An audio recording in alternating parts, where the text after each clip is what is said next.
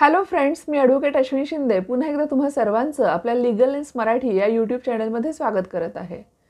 Lease agreement म्हणजे काय? Live in licence agreement म्हणजे काय? हा बऱ्याच लोकांना प्रश्न पडतो.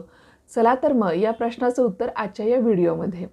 लीज म्हणजे काय? तर मालक स्वतःची प्रॉपर्टी काही कालावधीसाठी दुसऱ्याला वापरण्याचा हक्क देतो आणि त्यासाठी त्या प्रॉपर्टीचा ताबाही देतो, तर त्याला आपण लीज असं म्हणतो.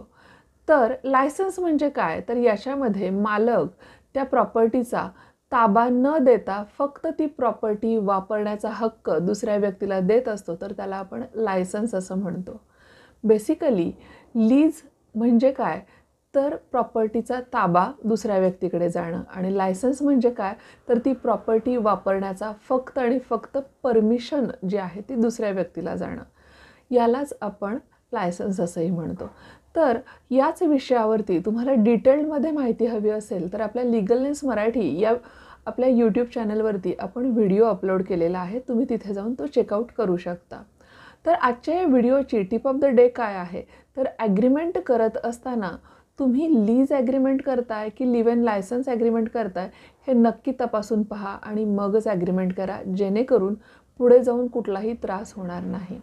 अशाच नवनवीन माहितीसाठी आणि नवनवीन व्हिडिओजसाठी आपल्या लीगल लेन्स मराठी या यूट्यूब चॅनलला सबस्क्राईब करा. थँक्यू.